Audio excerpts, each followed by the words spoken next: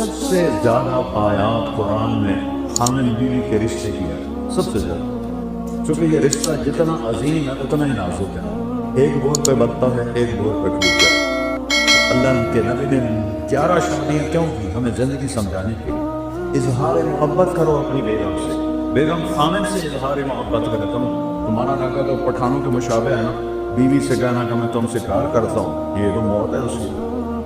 اور یہ پٹھان تو بیوی کے ساتھ بیٹھ کے کھانا بھی نہیں کھاتا، ایسے بے وقوف نہیں۔ اور میرے نبی نے کہا یا عائشہ، سنو یا عائشہ، نک نیم پیار سے وغیرہ جانا، عائشہ نے فرمایا یا عائشہ انہو لحیون عیل موتا مرید بزودتی فی الجنہ۔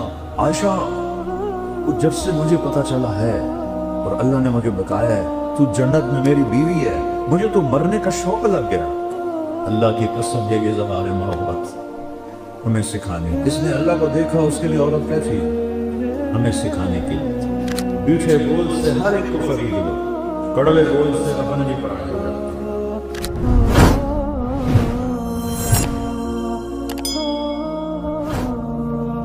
جبریل آئے انسانی شکل، یا رسول اللہ قیامت کب آئے؟ تو اللہ کے سوا کوئی نہیں جانتا، کوئی نشانی بتا دیں۔ آپ نے فرمایا، یہ بچیاں غور سے سنیں، آپ نے فرمایا جب بیٹیاں بھی ماؤں کی نافرمان ہو جائیں گی، بیٹے تو سرکش ہوتے چلے آئے، بیٹیاں ہمیشہ ساتھ دینے والی ہوتی ہیں، لیکن فرمایا جب بیٹیاں بھی ماؤں کی نافرمان ہو جائیں گی اور عرب کے بدو اونچی اونچی بلڈنگیں بنائیں گے تو سمجھو کہ لقارے کے چوٹ پڑنے والی۔ قیامت کو کفر سے نہیں جوڑا کہ جب دنیا سے اسلام مٹ جائے گا تو قیامت آئے، اصل تو حقیقت یہ ہے کہ جب دنیا میں کوئی مسلمان نہیں رہے گا قیامت آ جائے گا۔ میرے نبی کہنا جب ماؤں کو بیٹیاں ذلیل کریں اور بدو لمبے بلڈنگیں بنائیں گے تو قیامت آ جائے گا۔ اور ایک صحابی نے پوچھا کہ باپ کا کیا حق ہے؟ کہ تیرا جنت کا سب سے بڑا دروازہ تیرا باپ ہے، اس کو خوش کر کے دنیا سے بھیجے گا تو وہ مین گیٹ تیرے لیے کھولے گا، اور اگر اسے ناراض کر کے بھیجا تو وہ گیٹ ہمیشہ کے لیے تیرے اوپر بند ہو جائے۔ پوری زندگی سکھائی میرے نبی، کہیں تمہاری کتابوں میں یہ لکھا ہوا ہے جو میں آپ بتا رہا ہوں، جس سے تم انسان بنو، اخلاق اچھے کرو۔ شادی شدہ حضرات بیٹھوں، خواتین بھی مرد، ایک دوسرے سے حسن سلوک کرو، ایک دوسرے کو برداشت کرو۔ زندگی برداشت سے بنتی ہے، چیزوں سے نہیں۔ دو واقعے اوپر نیچے میرے ساتھ پیش۔ میرے ایک دوست نے ایک خاتون ملائی مجھے، وہ میرا دوست بھی اربوں آدمی ہے، تو وہ مجھ سے کہنے لگا اس کا جو خامد ہے نا، میرے جیسے 200 اس کی جیب میں آ جاتے ہیں، اس کی دولت بتانے لگا۔ وہ بڑے نصیبوں والی بیگم ہے۔ میرے پاس آ کے بیٹھی، 2 منٹ بعد رونا شروع کر۔ عام طور پہ خواتین آتی ہیں، اپنی کہانی سناتی ہیں، سناتے سناتے پھر اخیر میں جا کے کسی کا آنسو نہیں ہوتا ہے تو 2 منٹ بعد ہی ڈاڑ کرنے لگی۔ بیوی خیر ہے، اور نا لوگ سمجھتے ہیں بڑی خوشگوار میں تم کروڑوں روپے کی گاڑی میں بیٹھتی ہوں اور ایسے زیورات پہنتی ہوں، لیکن مجھے لعنت ہے میری ان سب پر، میرے خامن کا رویہ یکساں نہیں تو میں اس کو کیا کروں؟ میرے عزیز اور تمہاری شادیاں ہوں گی، ہم لوگ آ چکے ہیں، اچھے رویوں سے جس کا چاہے دل خریدو، اور ٹونٹنگ اور تانا چیر کے رکھ دیتا ہے دلوں۔ اس سے میرے نبی نے فرمایا معاذ تمہیں پوری شریعت کا خلاصہ بتاؤں؟ پوری شریعت کے دن لمبی چھوڑی جی کیا ہے؟ آپ نے ایسے کیا؟ بے بتا رہے ایسے نہیں کیا، ایسے کیا، اس زبان کو کاٹ لے، یعنی اس پہ قابو پا، اسی کو بے عزت نہ کرنا، غیبت نہ کرنا، جھوٹ نہ بولنا، گالی نہ دینا۔ ماں بہن کی گالی دینے سے عرش رہ جاتا ہے، عرش۔ ماں کا کیا قصور، بیوی بہن کا کیا قصور، اتنا بڑا گناہ۔ میٹھے بول سے ہر ایک کو خرید لو، کڑوے بول سے اپنے بھی پڑھا لو۔ تو بیوی خامن کے ساتھ، خامن بیوی کے ساتھ، سب سے زیادہ آیات قرآن میں خامن بیوی کے رشتے کی ہے، سب سے زیادہ، چونکہ یہ رشتہ جتنا عظیم ہے اتنا ہی نازک ہے، ایک بول پہ بنتا ہے ایک بول پہ ٹوٹ جائے۔ اللہ کے نبی نے 11 شادیاں کیوں کی؟ ہمیں زندگی سمجھانے کے لیے۔ اظہار محبت کرو اپنی بیگم سے، بیگم خامن سے اظہار محبت کرے۔ تمہارا راگا تو پٹھانوں کے مشابہ ہے نا، بیوی سے کہنا کہ میں تم سے پیار کرتا ہوں، یہ تو موت ہے اس کی۔ اور یہ پٹھان تو بیوی کے ساتھ بیٹھ کے کھانا بھی نہیں کھاتا، ایسے بے وقوف نہیں۔ اور میرے نبی نے کہا یا عائشہ، سنو یا عائشہ، نک نیم پیاسر وغیرہ جانا، عائشہ نے فرمایا یا عائشہ انہو لحیون علموتا مریدو کی زوجتی فی الجنہ۔ عائشہ، وہ جب سے مجھے پتا چلا ہے اور اللہ نے مجھے بتایا ہے تو جنت میں میری بیوی ہے، مجھے تو مرنے کا شوق لگ گیا۔ اللہ کی قسم ہے کہ اظہار محبت ہمیں سکھانے، جس نے اللہ کو دیکھا اس کے لیے عورت کیا تھی؟ ہمیں سکھانے کے لیے۔ اور یہی ماحول عربوں کا تھا کہ بیوی سے اظہار محبت عیب تھا اور معشوق سے شاعری بھری پڑی۔ مجھے اتنے شعر یاد ہیں، ابھی سنانا شروع کروں تو ہزارہ سب عاشق بن جاؤ گے، لہذا میں چپ ہی رہتا ہوں۔ تو معشوق کے لیے، جس کو آج گرل فرینڈ کہتے ہیں، شاعری بھری پڑی، اور بیوی کے لیے کہنا کہ مجھے اس سے پیار ہے، یہ گالی تھی اس کے لیے۔ اس ماحول سمجھ گئے؟ اس ماحول میں بھری مسجد میں ایک صحابی کہتا ہے یا رسول اللہ میں احب الناس الیک، آپ کو سب سے زیادہ کس سے محبت؟ آپ نے ماحول سمجھ لیا بچوں؟ اس ماحول میں وہ کہتا ہے آپ کو سب سے زیادہ کس سے محبت ہے؟ آپ نے اس کے کان میں نہیں کہا، آپ نے زور سے کہا عائشہ سے، عائشہ۔ وہ سارے ہل گئے، وہ سوال کرنے والا سب سے زیادہ کنفیوز ہو گیا کہ نہیں یا رسول اللہ، میرا مطلب تھا کہ مردوں میں کس سے زیادہ پیار ہے۔ اب آپ نے کہنا ہے ابو بکر سے، تو آپ نے ابو بکر نہیں فرمایا، آپ نے کہا عائشہ کے اللہ سے۔ تو آپ کو پتہ چل گیا کہ ڈوز اس کو لگی نہیں ہے، زیادہ دوسری ڈوز دی عائشہ کے ابا سے۔ تو گھر میں محبت کا ماحول ہوگا تو تمہاری اولاد ایک مضبوط بیس پہ چلے گی۔ ملتان سے ایک بچہ مجھے ملنے آتا رہتا ہے، اب تو وہ ڈاکٹر میں بن گئے ماشاءاللہ۔ تو جب وہ اس نے ایف ایس سی میں ٹاپ کیا تھا ہمارے ملتان میں، نصر میڈیکل کالج میں جاتا تھا، کہنے لگا کہ میں 3 دفعہ خودکشی کی کوشش کر چکا ہوں، 3 دفعہ۔ تو اتنا قابل، تو نے پورے پنجاب میں ٹاپ کیا تو یہ کس لیے؟ کہ جی میرے اماں ابا اتنا لڑتے ہیں کہ میں نے بدل ہو کر 3 دفعہ زہر کھایا اور اللہ نے میری زندگی رکھی۔ میاں بیوی لڑتے ہیں اور ایک اتنا قابل بچہ خودکشی کرنے میں تیار ہو جاتا۔ میرے نبی حضرت عائشہ کو لقمے بنا کے کھلاتے تھے، آٹا گوندھ کے دیتے تھے، گھر میں جھاڑو دیتے تھے، 9 بیویاں کپڑے خود دھوتے تھے۔ ادھر تو ٹھنڈی چائے دے دو تو میاں صاحب کا موڈ خراب ہو جاتا، بے عقل ہے، دیکھتے نہیں ہو ٹھنڈی چائے دے دی، ایک بٹن ہی نہ لگاؤ، اسی پہ اس بیچاری کی بےعزتی ہو جاتی۔ اور میرے نبی 9 بیویوں کے ہوتے ہوئے اپنے کپڑے خود دھوتے تھے۔ اور سن رہے ہو، میں گل فارسی نہیں بول رہا، اپنے کپڑے خود دھوتے تھے، گھر میں جھاڑو دیتے تھے۔ حضرت عائشہ معصوم عمر کے تھی، ان کو سامنے لقمے کھلاتے تھے۔ یہ چیز محبت کو بڑھاتی ہے۔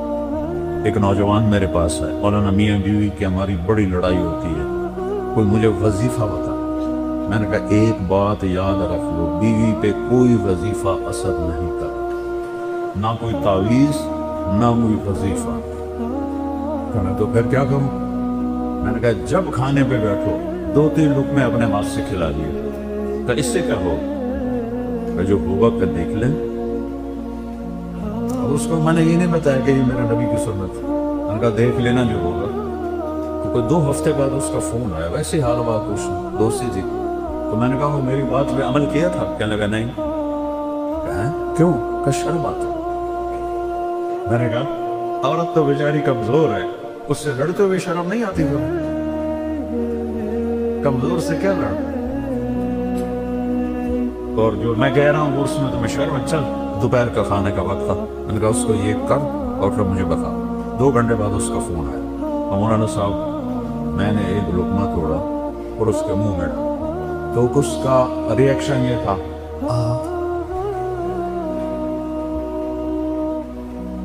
کہنے لگی یہ تو نہیں کر سکتا، کس نے یہ سبق تمہیں پڑھایا؟ اس سے کہا مجھے مولانا طارق جمیل نے پڑھایا. اس نے ایسے جھولی اٹھائی اور دعائیں شروع کر دی میرے لیے, میری نسلوں کے لیے, کہ جس نے تمہیں انسانیت سکھائی. میری کاسٹ راجپوت چوہان ہے, ہمارے ایک شاخ ہے راجپوت رامگڑھ, اس سے زیادہ عقل تھوڑی. تو ہماری جماعت میں ایک وہ راگڑھ بھی چلتے تھے. تو ایک دفعہ میں نے ان کے گھر فون کیا تو وہ خود نہیں تھے. میں نے کہا کدھر ہیں صدیق صاحب؟ کہا جی وہ باہر ہے. میں نے کہا ایسا بتا دینا کہ طارق جمیل کا فون تھا. تھوڑی دیر کے بعد وہ صدیق صاحب آ گئے. مولانا آج تو کمال ہو گیا. میں نے کہا کیا ہوا؟ کہ میں گھر آیا تو میری بیگم کہنے لگی وہ تھارے مولوی کا فون آیا تھا. میں نے کہا کون سا مولوی؟ کہ وہی جس نے تمہیں رنگڑ سے انسان بنا دیا. وہ کہنے لگے میں نے کہا میں پہلے انسان نہیں تھا؟ کہنے لگے نہیں. میں نے کہا کیوں؟ کہا بول اور میری شادی کتنے سال ہو گئے؟ تو کہنے لگے میں نے کہا 27 سال. کہنے لگی 27 سال میں ایک دفعہ ہنس کے بولا ہے میرے ساتھ؟ ایک دفعہ کی قسم کھا لے 27 سال میں ایک دفعہ کبھی ہنس کے بولا ہے؟ کہنے لگا میں سر کو جانے لگا. کہ جب سے تو اس مولوی کے گیل کا ساتھ جب سے تو اس مولوی کے گیل لگا ہے تو مسکرا کے بولتا ہے, مسکرا کے ملتا ہے. اس سے پہلے تو میرا رنگڑ ہی تھا, انسان کہاں تھا. تو میرے بچوں یہ میں نبی کی زندگی بتا رہا ہوں, کیونکہ شادی شدہ بھی بیٹھی ہیں, آپ سب کی ہونے والی ہیں, اور یہ بچیاں بھی سن رہی ہیں, کچھ بھی بعد شادی شدہ بھی ہیں. یہ میرے نبی کی ایک پاکیزہ زندگی ہے. پھر آخری بات کہتا ہوں, اگر کہیں گناہ ہو جائے تو پریشانی کی بات نہیں ہے, توبہ کر لو معاف ہو جائے گا. بڑے سے بڑا گناہ توبہ کرو معاف ہو جائے گا. تو جب کبھی غلطی ہو تو توبہ کرو, اللہ معاف کرو. تو تیسری بات فرمائی اخلاق اچھے کرو, اور چوتھی آخری بات فرمائی عفت فی طعمت, حلال کھاؤ حرام نہ کھاؤ. حلال کھاؤ حرام نہ کھاؤ. حرام سے مراد یہاں سور نہیں ہے, کمائی حرام یا کمائی حلال. ایک شراب پی رہا ہے حرام ہو, ایک نشہ پی رہا ہے حرام ہو. تو رزق حلال کماؤ, سچ بولو, دھوکہ نہ دو, اخلاق اچھے کرو, رزق حلال ہو, اگر جنت کی چابی مجھ سے لے. اتنا چھوٹا سلیبس کہیں دیکھا ہے کیا؟ مشکل. اس لیے ہم کہتے ہیں کہ تبلیغ میں وقت لگاؤ. اس سے انشاءاللہ جیسے آپ یہاں پڑھ رہے ہیں وقت لگا رہے ہیں, تبلیغ میں وقت لگاؤ, آپ کو انشاءاللہ انسانیت سمجھ میں آئے گی. قرآن سیکھو, میرے نبی کی سیرت پڑھو, تاکہ آپ ایک اچھے مسلمان بن سکیں. ہماری یہ مکس گیدرنگ کوئی شرم جائز نہیں ہے. یہ حکمرانوں کی غفلت بھی ہے, جرم بھی ہے, گناہ بھی ہے. جبکہ اسباب ہیں کہ بچیوں کے لیے الگ کالج بن سکتے ہیں, لڑکوں کے لیے الگ کالج بن سکتے ہیں, لیکن یہ آنکھوں پہ پٹی ہے, اندھے ہیں, یہ سب پکڑ جائے گی کیا مطلب. آگ اور پیٹرول کو قریب رکھ کے کہو کہ آگ نہیں لگنی چاہیے, آگ نہیں لگنی چاہیے, یہ کیسے ہو سکتا ہے؟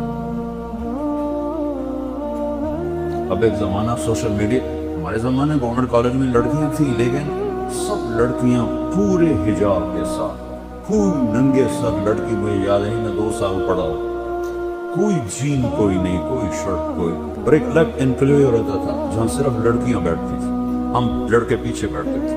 اب سارے مکس بیٹھے تھے.